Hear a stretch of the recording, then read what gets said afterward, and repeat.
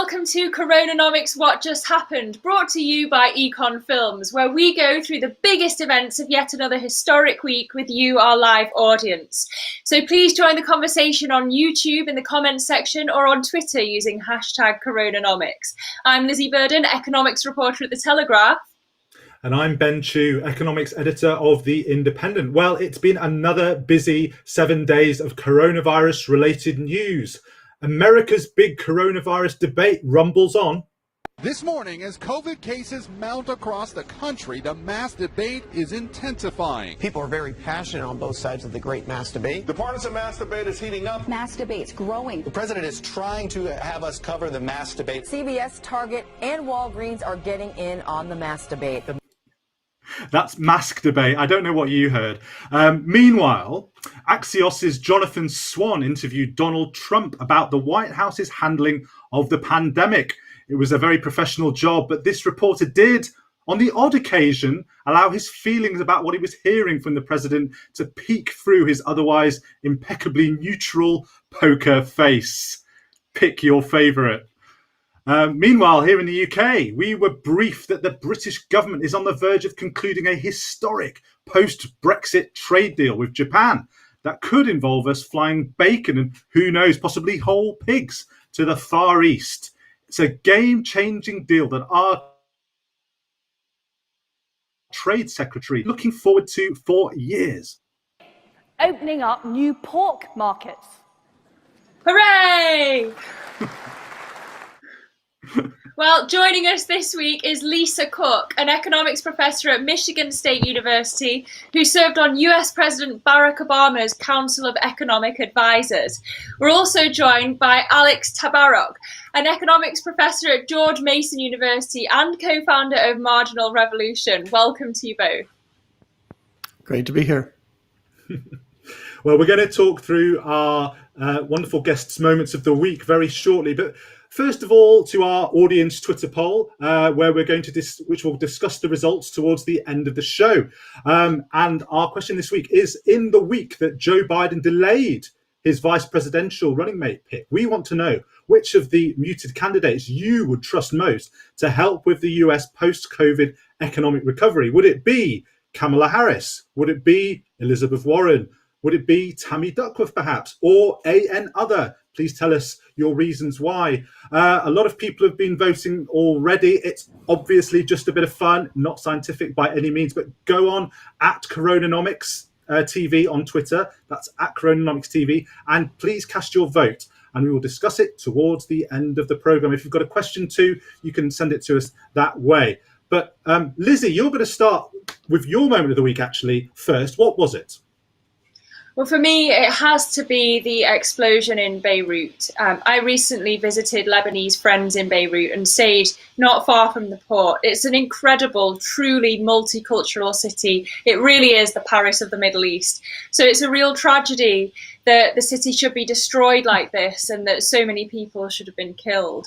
And the reason that I wanted to talk about it on CoronaNomics is Lebanon's recovery is bound to be slow because it's already dealing with coronavirus, and Lebanon was already reeling from its worst economic crisis in decades. Annual inflation's just under 90%, and according to the World Bank, nearly half the population are now living in poverty. And the fact that the explosion happened in the port, which is a crucial artery for trade, will cause even more problems because Lebanon's such an import-heavy economy.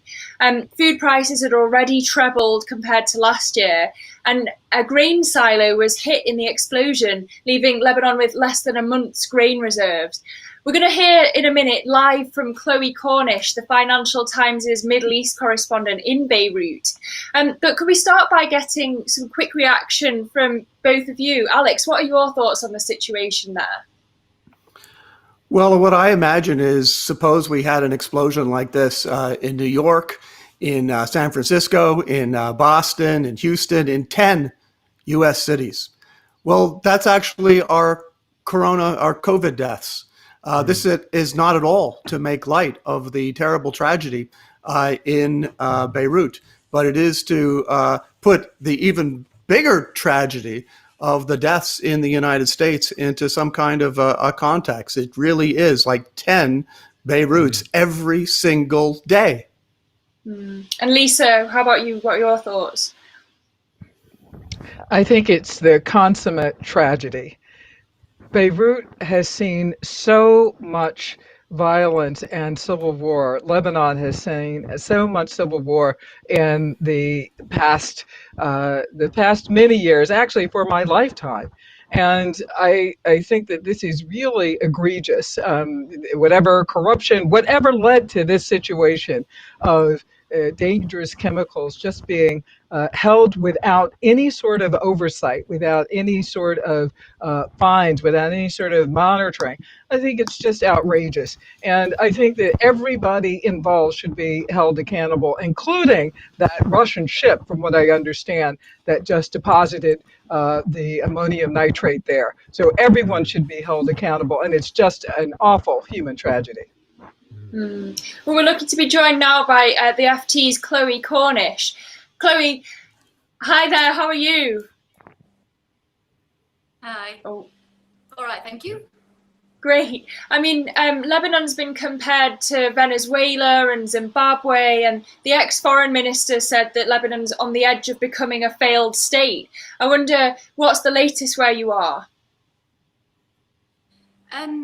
In terms of those comparisons to Zimbabwe and Venezuela, I think it's worth just being precise. I think that's in terms of the speed at which inflation is happening currently in the country, or at least when we had data before this disaster occurred. Is it on this? The idea of it being on the edge of a failed state is it feels very real right now. I mean, half of Beirut is in some kind of bad state of damage. I mean, rubble. When you go down to neighborhoods around the port in the initial blast site, it looks like a war zone. It looks like a place where a bomb went off. And just to come to your point about America going a Lebanon or a Beirut crisis every day, well, people have compared this to sort of Lebanon's 9/11, just in the kind of scale of the impact on the country. So like, it's worth remembering this is a small country. We don't actually know exactly how many people are here because there's around a million Syrian refugees, also a lot of Palestinian refugees from that crisis. So to add to what Lisa was saying, this isn't just compounding on 15 years of civil war, which ended back in 1990. There's been all these regional wars as well, which have affected Lebanon subsequently. So there may not have been a war exactly here, or there was in 2006, of course, when Israel bombed Lebanon.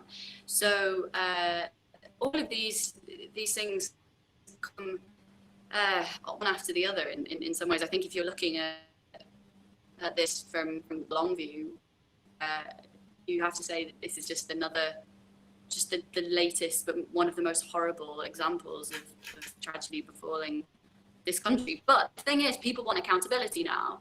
So those other things were wars, right? We knew who was fighting in them. People now want to know who's responsible for this. Who allowed this ammonium nitrate to sit in this warehouse for that long?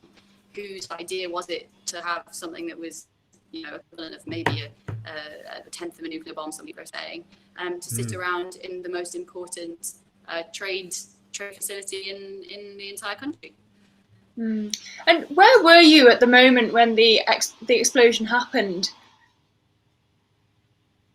I don't have a dramatic story, there's like a lot of journalists who live in the immediate area around the port, but I live about a mile and a half to the south. And I mean, here in my apartment, which as you can see is still standing, I just don't have a back window anymore. The whole building shook. I initially thought that it was an earthquake. Then I thought perhaps it was a car bomb. Because we were expecting strange things to happen this week in some ways, because Friday was supposed to be the date that the verdict of a tribunal, which was for the trial responsible the killers of Rafiq Hariri, who was former Prime Minister of Lebanon, who was assassinated in a giant car bomb in 2005. So we were expecting something something this week. This is not what it was. So yeah, I thought that there must have been some kind of car bomb, but it was pretty evident quite early on that it couldn't have been a car bomb because the smoke was the wrong color. The smoke was pink, like a giant sort of candy, cotton candy thing in the sky. And of course, when something like that happens, you're trying to find out where your friends are, trying to find out if anyone's been hurt or is in hospital and that kind of thing. So that's the initial. But you're also, as a journalist, you're trying to figure out what happened and write a story. So there's a lot of things going on all at once. Well, it's been really interesting to hear from you. Thank you so much for joining us. I'm sure you've got a lot of reporting to do over there. So thank you, Chloe. All right, enjoy. Thanks very much. Lisa, I wanted to pick up on something that you hinted at earlier. I mean, Lebanon's ruling elite's been blamed for the explosive material not being removed in the first place, and that corruption could stand in the way of the international economic aid reaching the people that it needs to. Chloe mentioned that the French President Emmanuel Macron visited Beirut today. But as a former economic advisor to Barack Obama, I want to ask you, what should the international community be doing to help with the economic crisis in Lebanon beyond big talk? Well, the first thing they should do is to listen to the Lebanese people, because what the international community often does is it might come with a plan. Let's say the IMF might come with a plan for a small open economy in the Middle East that has nothing to do with the Lebanese economy. So I think that what they want is what should be listened to at this conference. Now, with respect to accountability, they've already locked up the port authorities. They're under house arrest. So at least they should get some information about this, what kind of infrastructure needs to be quickly put back in place. And I don't think that the international community always wants to fund infrastructure, for example. So I think they may need to step outside of their typical limits of their thinking to be able to fund what's happening in Lebanon, not just for the short run, but for the long run as well, because they'll need a lot of help with long run growth, and infrastructure would be an input to that. The other problems, let's say inflation, that's something else that they'll have to address. But the most immediate thing is to take care of the people. As would be the case in the U.S., take care of the people, take care of the immediate problem, make sure that they're okay and getting back on their feet, and then pay attention to the infrastructure and long-term health of the country. Alex, we've actually got a question in from YouTube. It's, why aren't students of economics taught to deal with great uncertainties like this? Well, I think it's basically a human problem, is that human beings are just not very good at dealing with low probability, very bad events. This explosion is one example of that. The complacency, well, it's probably not going to happen this week or next week, or not going to happen on my watch. It's a low probability, so therefore we could ignore it. Pandemics are obviously another example. To be honest, I also worry about things like asteroid strikes, which sound amusing until they happen. But here we have a very, very low probability event, but the disaster would be so large, essentially the end of the human race, that this is actually something worth thinking about. Your probability of dying in an asteroid strike is about the same as your probability of dying in an airplane crash. The probability itself is much lower, but since so many more people would be affected, the actual probabilities are comparable, and yet we put many more resources into avoiding airplane crashes than we do into avoiding asteroid strikes. So maybe some of these disasters will get us to wake up a little bit and think longer term. Well, if you're watching Chloe, at home, oh, go ahead, Lisa. Chloe, may I jump in? So I teach my students about this kind of uncertainty. And let me tell you why.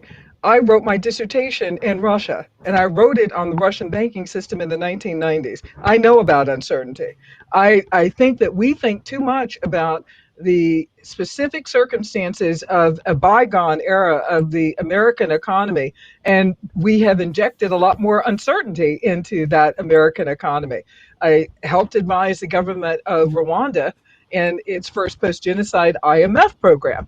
And I want my students to be prepared, not necessarily for genocide. I don't want to draw that analogy, but what I'm saying is that we have gotten used to a certain amount of certainty in our economy. And we look at the generation now, and they've lived through two financial crises. So, and given how integrated the financial markets are, this may not be the last one. And they need to be prepared for the next one. We all need to be prepared. If we're being responsible, we all need to be prepared for the next one. We need to be prepared for the next pandemic. So I teach my students about this squarely. It's a part of macro. For me, it's a part of macro. We had a really interesting conversation about the difference between risk and uncertainty and factoring them both into economic modelling with the former Governor of the Bank of England, Mervyn King, which you can catch on our YouTube channel. Quick plug there. If you're watching at home, don't forget to vote in our poll. And if you've got a question, ask away on the YouTube comments or on Twitter using hashtag CoronaNomics. Now, Alex, what's your moment of the week, please? So my moment of the week is that I think we're beginning to see a paradigm shift in how we're thinking about testing for COVID. We have been thinking about testing for people who are infected. And where we're moving is to thinking about testing for people who are infectious. Now, why is this a difference between infected and infectious? Well, you could be infected with a very small amount of the virus. And the PCR test, standard test, will pick that up because it magnifies, it amplifies the amount of virus in your bloodstream. But if you have just a little bit of virus in your bloodstream, you're probably not infectious. So if we instead look for tests which work when you've got a lot of virus in the bloodstream, when you're infectious, we can have much cheaper, much quicker, much more frequent tests. So there are these paper strip tests which have been developed, which are not as sensitive as the PCR test, but they will show positive when you're infectious, when you have enough virus in the bloodstream to be infectious. And these tests, they're cheap enough so that you could have one every single day, right? So you could just test in the morning. Am I infectious? No. Okay, I can go to work. Next day, am I infectious? Yes. Okay, then you stay home. So a testing regime in which we have these much more frequent, cheaper tests could actually stop the virus in its tracks. And that's what we need to do. We need to get ahead of the virus with millions of these tests instead of relying on these PCR tests, which now are taking weeks to return. Yeah, it's interesting. You describe it there, Alex, almost like a game changer. Is this as potentially as important as getting a vaccine? You know, we've been seeing all these headlines about vaccine deals and put great faith in them. You know, the US President Donald Trump today was talking about potentially a vaccine by November. Are we concentrating perhaps on the wrong thing then? Well, we need both. And the effect on the economy is just so large that we're losing in the United States $90 billion a week. So it's worthwhile spending actually lots of money. You know, I'm sort of known as a kind of a free market kind of economist. And so rarely, if ever, have I said these words, but like now is the time to throw money at the problem. And we need to do that on testing and on vaccines. And I actually think we could get a vaccine. I think that's possible. By November? Yes. So we are actually producing the vaccines, multiple different types. We are producing them now. They are in the factories. The doses are being run and they are being produced and they're being stored in the factories. So we are really just waiting to see what are the results of the phase 3 trials. So if those results come in, which they could do by October, November, we will have a stock of tens of millions, perhaps not hundreds of millions, but we will be ready to go with tens of millions of doses as soon as a vaccine is proven to be safe and effective. Yeah, well, that's very encouraging to hear that. But on the subject of throwing money, which you mentioned, Alex, I want to ask you, Lisa, there's been a bit of consternation about the possibility that pharma companies could be making large profits off a successful vaccine if they make one. Is this the time to be worrying about potential profiteering by private sector companies, or is it time to just concentrate on getting as many vaccines up and running as possible, do you think? So I would say that it is more of the second. If we could do the two at once, that would be optimal. But we learned from the HIV/AIDS crisis that it may have to be staged, and it may depend on there being developed some generic alternative to the vaccine or several vaccines so that there's competition. So I think that, like Alex was saying, sometimes you just have to throw money at the problem if it means that the government has to guarantee that the federal government has a guarantee that it will buy so many, so much of the vaccine. It may have to do that. Let me. This is a bit of a change of direction, but we've got an audience question, Alex, which relates to your work for the Marginal Revolution University, and someone's asking, what's the viewpoint on opening of schools, and has the Marginal Revolution University seen an increase in the views of their excellent economic explainers? Do you have any data to share with us? First of all, I did not plant this question, so I don't know. But Marginal Revolution University, MRU.org, we have free economics videos, including 2 entire classes in microeconomics and macroeconomics. And absolutely, we have seen an uptick in the interest of teaching online. We have students all over the world who are emailing me all the time, who are learning economics through MRU. And people are also using my textbook, Modern Principles of Economics, which goes great. So yes, look, a lot of us were thrown into online education unexpectedly. But as we go back, I think we're seeing the advantages actually of online education. You could reach a lot more people. You could do it asynchronously. I have students in India. I have students in Pakistan and Korea and so forth. And you can do it really very high quality. If you invest the funds, which it makes sense when you've got classes with tens of thousands of students, it makes sense to invest hundreds of thousands or even millions of dollars in producing an economics class. And so I think what we're going to see is that online education actually has a lot of advantages. Mm-hmm. Right. My moment of the week, Lizzie? What's your moment of the week, Ben? My moment of the week is the price of gold.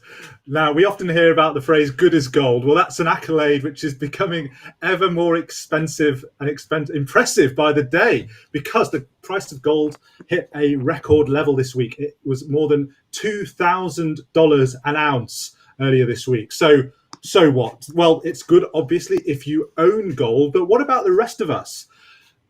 Some in the financial markets, and this is why I've chosen it as my moment of the week, are arguing that it potentially signals a very big shift that could affect all of our lives.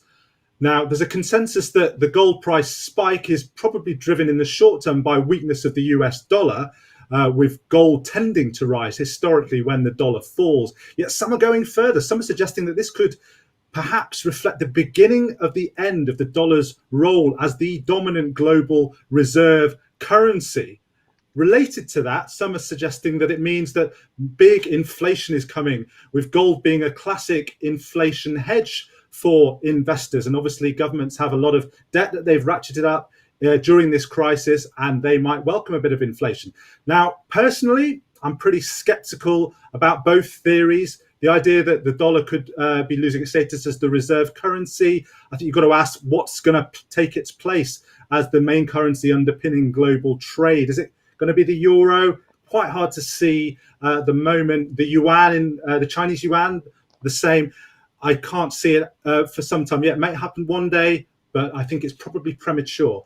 As for inflation, well, I think for that to happen, we would need to see central banks, the independence of central banks, either drastically eroded or scrapped altogether. Now, perhaps people like Donald Trump might want to do that, but I do think that is an institutional barrier to that happening. So I think it is probably premature on that front to say that we are in line for a huge 1970s style burst of inflation. And I would add to that as well that the bond markets are not signaling, the gold market might be arguably, but the bond markets are not signaling a big expectation or big rise in expectations of inflation.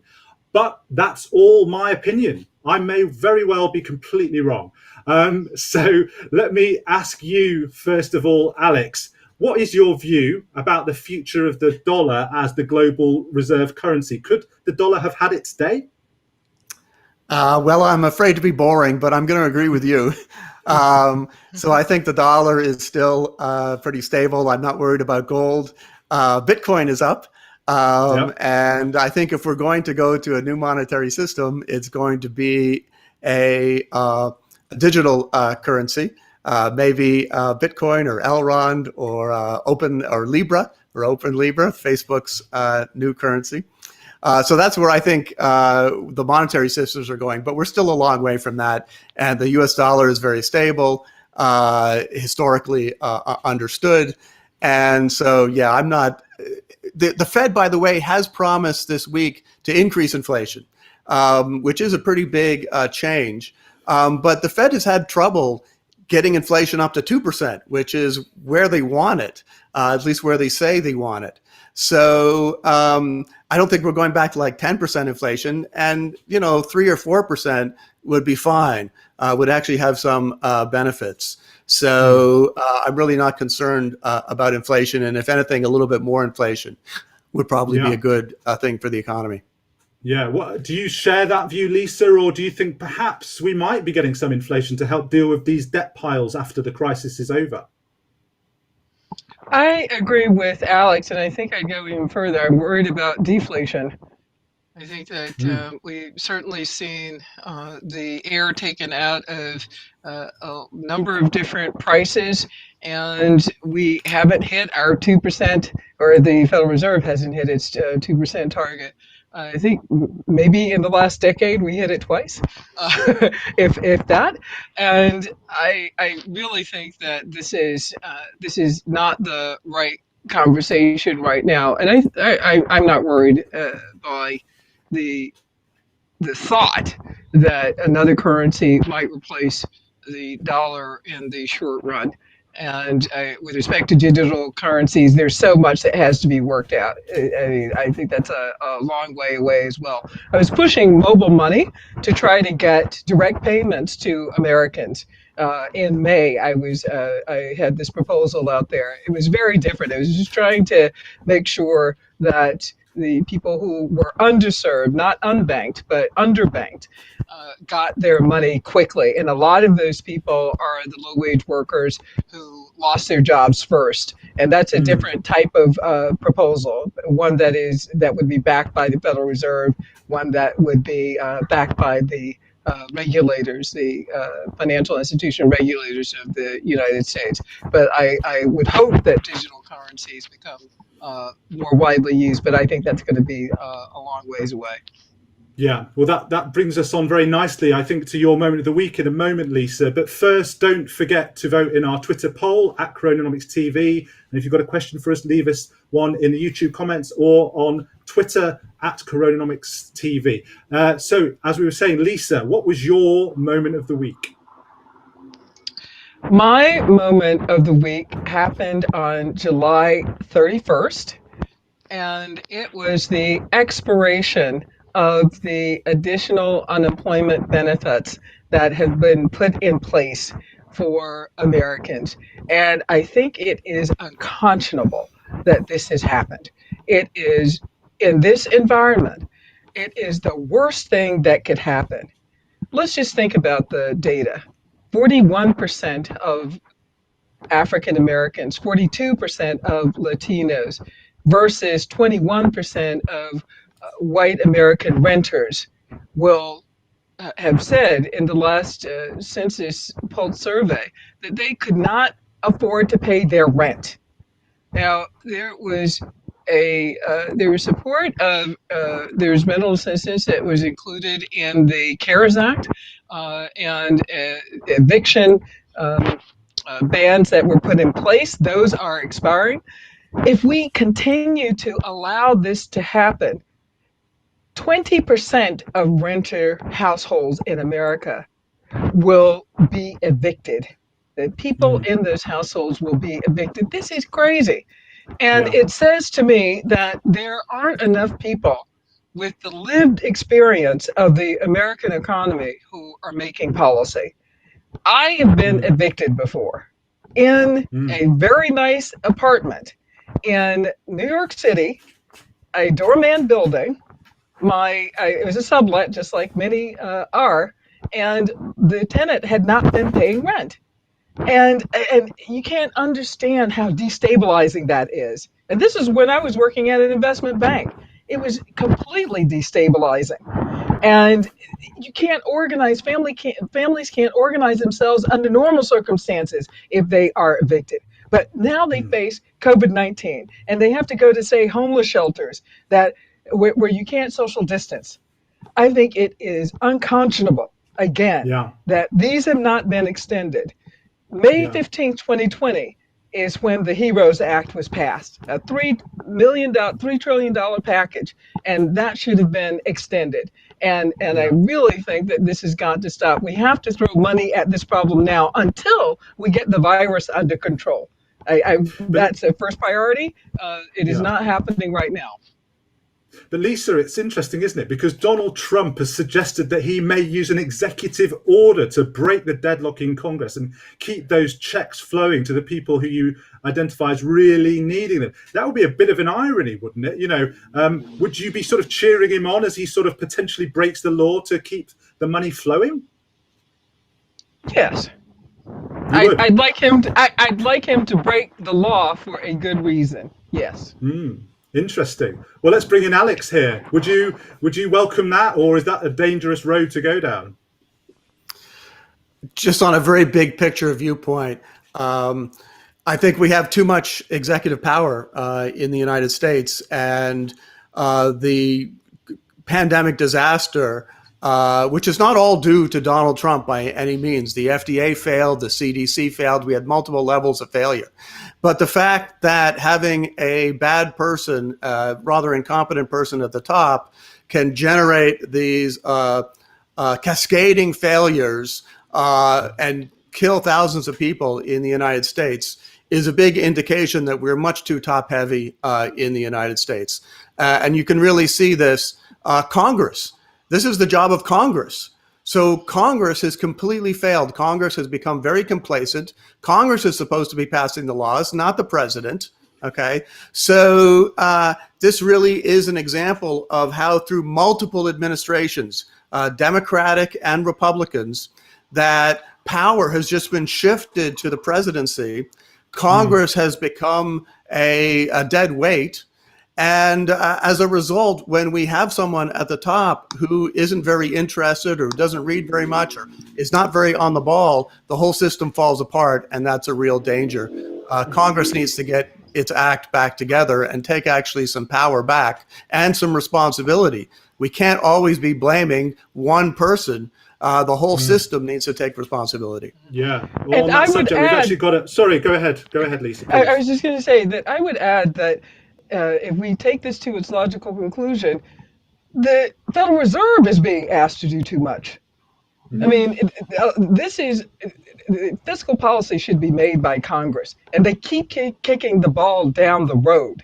So I think that this has been more than a decade in the making. That's certainly true. But we can't keep putting this at the foot of the Federal Reserve. It's got to remain an independent body. And the more fiscal or stimulative policy is put at the feet of the Federal Reserve, the more it gets away from, I think, its mandate. And I think this whole system needs to be straightened out, as Alex is saying. Not one person is responsible, not just one person. Yeah, absolutely. Well, we've got a pre-recorded question from Jake from Essex, which is very much in this area. So let's hear from Jake. With the news that 1.2 million Americans have filed for unemployment, can consensus be reached in Congress over a new economic stimulus? So let's go to Alex, actually. Alex, can you see Congress actually getting its act together and getting this very, very important legislation through? There's a lot of things I just don't understand, actually. I don't understand why we haven't devoted more money to actually fighting the virus. We put a lot of money into unemployment insurance. Maybe we need to do more, but we put very little into testing and very little into vaccines, which is a complete mystery to me. And I also don't understand what the administration is doing, because obviously an election is coming up. You would think that the administration, above all, would want to boost the economy, and yet they don't seem to be doing it either. So I'm going to throw up my hands and say, I don't know.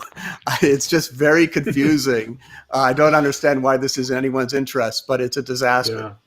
Yeah. And Lisa, can you see the practical politics actually yielding any results, or are you as pessimistic on the situation as Alex?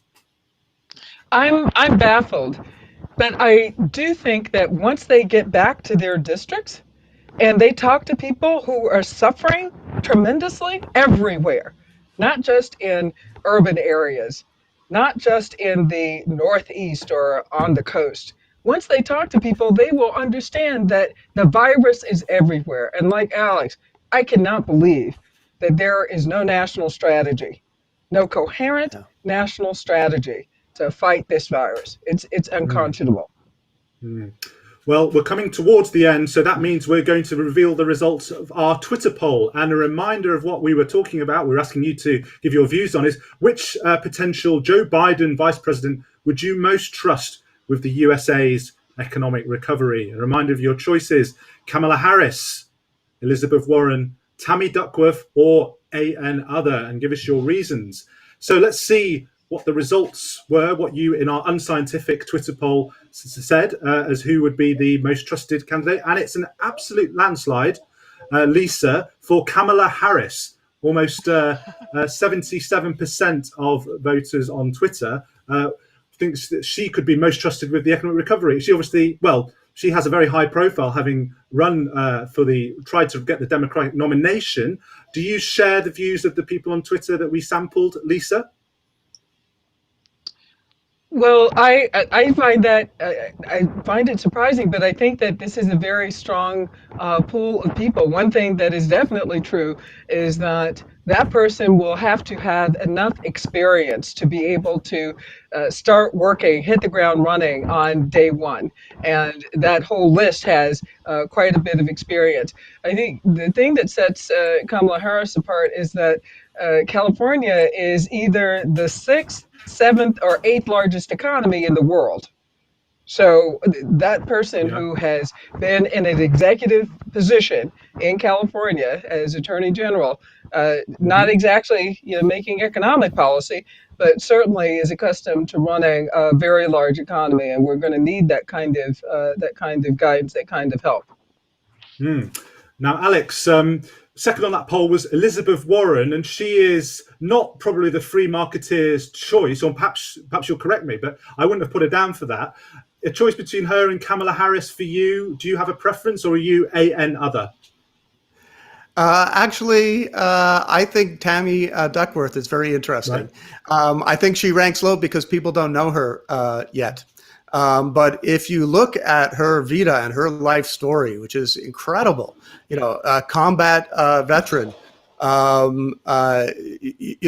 mean, just an astounding rise to the top in very, very difficult circumstances.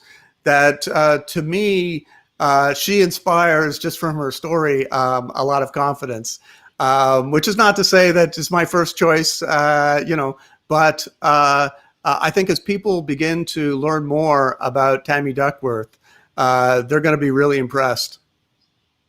Lisa, you've been in a Democratic White House. What does the VP actually do on economic policy? So in the Obama White House, Joe Biden was a trusted advisor to President Obama, especially in those areas where President Obama was weaker, say in foreign policy. And Joe Biden had been on the Foreign Relations Committee for some time, and he'd been in the Senate for quite some time. I think that what happened on the transition team, for example, so I was on the transition team, you just drew on the expertise, the best expertise, economic expertise that could be assembled. Christy Romer as the chair of the Council of Economic Advisors, for example, a person who had worked on the Great Depression, who offered a big package, which in hindsight should have been what was adopted, much larger than the one that was ultimately put forward and approved. So that's what I would want, somebody who helps guide the president on the best information that can guide our decisions, because that's clearly not happening now. Yeah. And Lisa, could you see yourself going back for a Biden presidency, returning to the White House to advise? Oh, I don't know. It's not a no. It's not a no. What about you, Alex? Would you serve a Biden presidency? Well, it would be a pretty good signal, I think, but I don't think that's in the cards. Okay. Well, we've obviously had a very American-dominated show today, and absolutely right, because of our brilliant guests with their immense depth of expertise on it. So thank you so much to Lisa and Alex for joining us on CoronaNomics. Do keep sending us new ideas about what we might cover in future shows. We very much welcome them. And don't forget to catch our next main episode with Pascal Lamy, former Director General of the World Trade Organization. And he's going to be talking about who the next Director General of the World Trade Organization should be, Brexit, and how the COVID-19 crisis should be resolved. And please do follow us on Twitter at CoronaNomics TV for all our latest updates. And as usual, our outro will be played by the UK member of the House of Lords, Stuart Wood, who's also a big fan of Jethro Tull. And he kindly put this outro together for us. So take it away, Lord Wood.